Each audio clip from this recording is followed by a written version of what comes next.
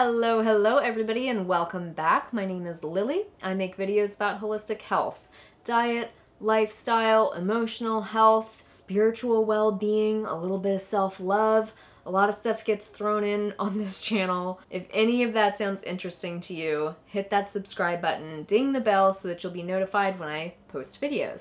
This video is part of a 3-video series in which I am just updating everybody about my weight loss, my experience, and going into some details about stuff like diet and exercise and the other factors that have really played into my ability to lose over 40 pounds and achieve the body that I thought I always really wanted.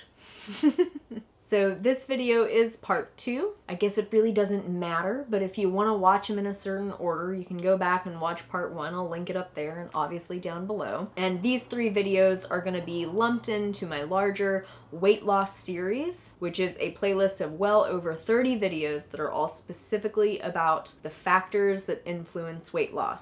Diet, caloric intake, exercise, rest, specific nutrient supplements you can take to help, sleep, self-acceptance, and a lot of the emotional factors that affect our ability to lose weight as well. So check out that series as well.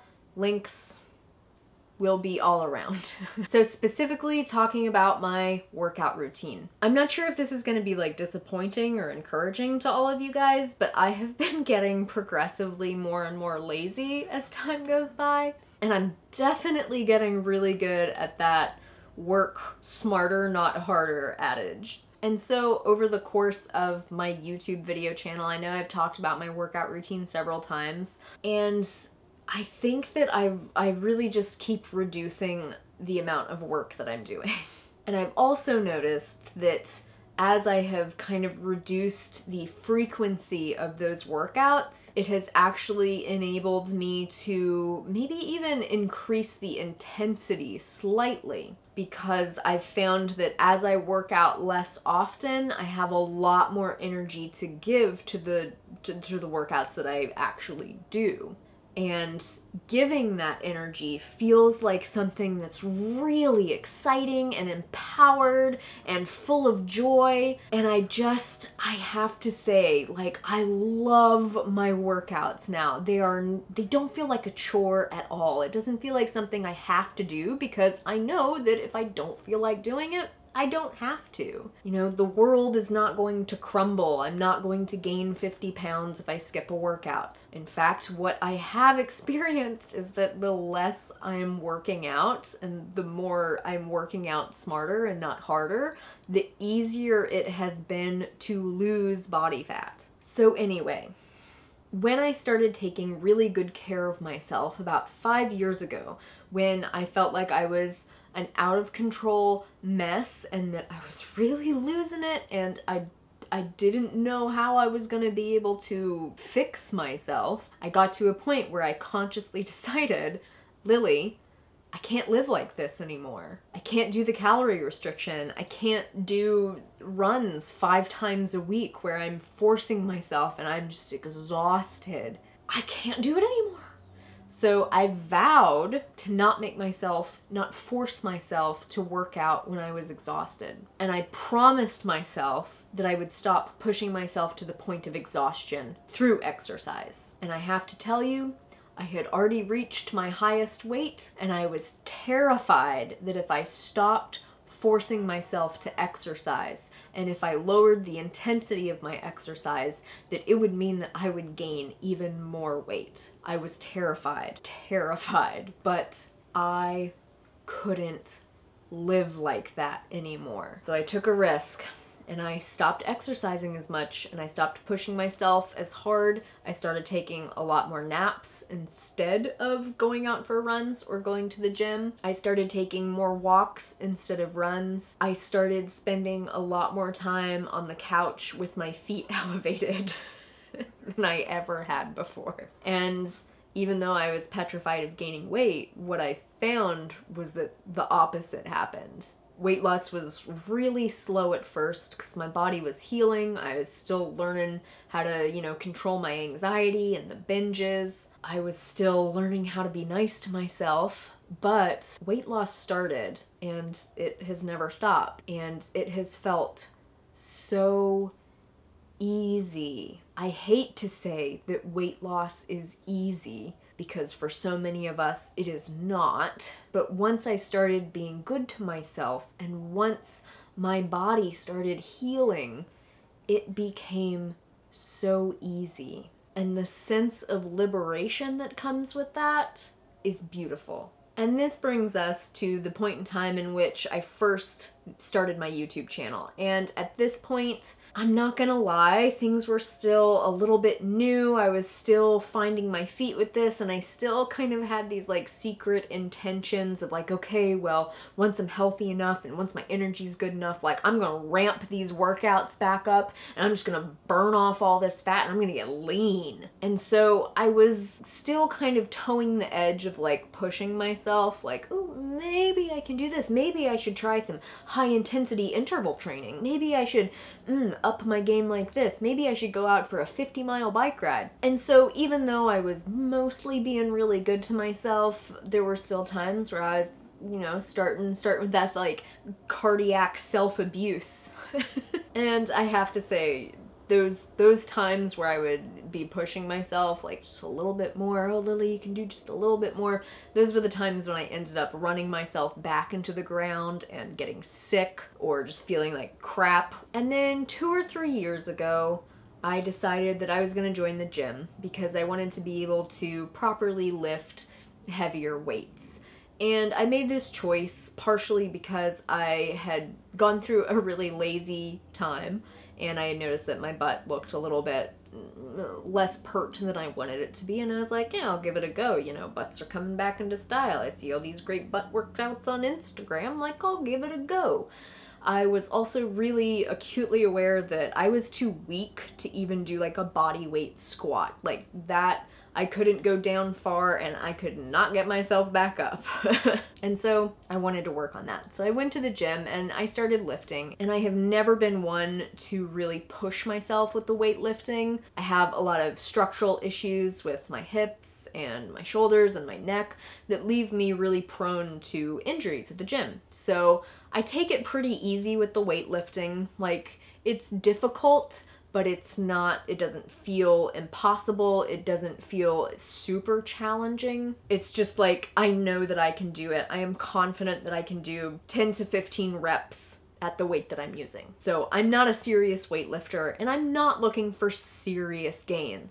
But those workouts ended up adding a lot of muscle onto my butt and legs. And I noticed that as I gained that muscle on my lower body, the extra fatty tissue that was, you know, clumped around my upper arms and on my stomach, and I'm prone to hypothyroid stuff, so even around my face and my neck, like all of that body fat started to just disappear. It's like it was just getting eaten up. And that was a revolutionary idea for me, because I had always believed like, oh, if I want to burn fat, I have to go running. I have to like go on long runs or do really intense bouts of cardio. And that's why I had always really focused on cardio instead of losing weight. But now I was, you know, lifting weights maybe 2 or 3 times a week and doing virtually no cardio, and I was losing weight faster than I ever had. If I hadn't been so stoked, I probably would have been pretty pissed off. And now that it's been a couple of years that I've been lifting weights, and generally speaking, I'll join the gym for like 3 months and then I quit and lift some weights at home from time to time, but nothing really serious, just enough to mostly maintain my gains. Then I go back for like another 3 months at the gym. Right now I am in the middle of another, you know, 3-month cycle of lifting at the gym, and I'm not sure what I'll do after those 3 months, but I'm not especially interested in making major gains. But what's beautiful is that now that I have that muscle mass on me, this is the leanest I have ever been since I was probably 8 years old. And like, I have people at the gym who ask me like, oh, are you in a cutting phase? Like, you're so lean, you know, how you must be eating a lot of chicken breast and freaking spinach. No, like, this is just me who still gorges 2 to 3 times a day. And at this point in my weight loss journey, I'm starting to actually bump into the issue, if you want to call it an issue, of I have achieved the goals that I was out to achieve I have the muscle mass that I wanted. I am as lean as I wanted. I am as flexible as I wanted to be. I feel very healthy. I feel super energetic. And so now I am coming face to face with the old thing that I get asked all the time, which is like, well, what's your new goal? What are you gonna go for now? Are you gonna run a marathon? Are you gonna, you know, get like jacked? And no, like I'm not gonna do any of that. I'm just gonna sit back on my nicely padded ass and enjoy just being alive and enjoy not being extraordinary. Just enjoy the ordinariness of, I don't know, being me and being someone who is perfectly adequate. But, like, I know you guys. I know what the people want. You guys want my exact routine. So I'm gonna give you my exact routine as much as I can, because, like, if I'm tired, I skip my workout. If I am sick, I don't work out for like 2 or 3 weeks. I just let my body rest and recuperate. So the parameters that I'm about to give you are not solid. Sometimes I might do a little bit more if I'm feeling energetic and inspired. Sometimes I might do a lot less. Sometimes I might do nothing. So keep that in mind as I give you this routine. 3 to 4 times a month. So like approximately maybe once a week if I remember or feel inspired to do it, I go for a run. And I do this because I love running to a point. Like when I'm running and I feel energetic and it feels like easeful and I'm going at a good pace and my body is just, it just feels so alive. Like that's when I love to run. And I have noticed that I feel that way about once a week. I have noticed that if I try to, you know, do a repeat and do that 2 times or even 3 times a week, the run does not feel as good. I feel more sluggish and exhausted, and then I just get into this cycle of really dreading my runs and my exercise. So I have found that really just taking it back to 1 run a week and skipping weeks sometimes now and then. It's not like I have a specific day that is my run day. It's just when I feel like it, I go out and it feels freaking glorious. And I usually run anywhere from like 1 mile to 3 miles is usually my sweet spot. If I'm running with Levi, he's like a freaking gazelle. You wouldn't expect it, being such a big beefy guy, but like he's a phenomenal runner. But if I'm with him, I might end up going like 5 miles. And I go at a slower pace. I'd say like at least a 10 to 12 minute mile. We're not doing speed work. And I really just enjoy that. The next part of my current workout routine is 2 to maybe 3 days a week of weightlifting. And those sessions will last usually about 1 hour. And I am terrible at like being organized, and I am terrible about being patient at the gym to wait for other people to finish machines. So when I go to the gym to lift weights, I make sure that I am lifting for like the entire hour. I'm not sitting around and hem-hawing and texting on my phone or gossiping with other people at the gym. Like I'm actually lifting weights. And while I know that most people just stick to like one muscle group that they work every time that they go to the gym, I just kind of do like a different version of a full body workout every time. I don't know. I mostly focus on my legs and my butt. And then to keep my back feeling good, I do a short little bit of core workouts and, you know, like some push-ups. It's nothing special. Once or twice a week, I also like to take myself out for a walk, and I'll go for a nice long walk anywhere from like 3 to 5 miles. Ideally speaking, I would be, you know, hiking at Volcanoes National Park or doing one of the other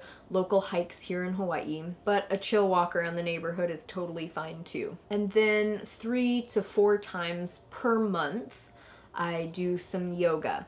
And my yoga practice used to be like really acrobatic and intense and would turn into a major sweat session or something like that. But nowadays my yoga is much more chill. It's just about doing the basics, you know, some forward bends, opening up my hamstrings, some really gentle back bends just to keep my spine fluid, some twists, again, to take care of my spine. A little bit of shoulder openings just to keep my chest open so I can continue to stand up straight and maintain good posture. And then I do just a little bit of work in my hips to keep them open, but again, I've talked about this many times before with yoga. I don't have major flexibility goals, and I don't necessarily think it's wise to do really intense yoga or do really intense stretches where you can affect the health of your ligaments and thus the stability of your joints as you age. All right, you guys, so that is my updated workout routine. It's not big. It's not super impressive. It's not extraordinary. I just love it. Like, I enjoy it. And I do what I'm called to want to do when I do it. And I think that that level of liberation is really good for my spirit. All right, guys, you know the drill. Like, subscribe, share this with anyone who you think would benefit.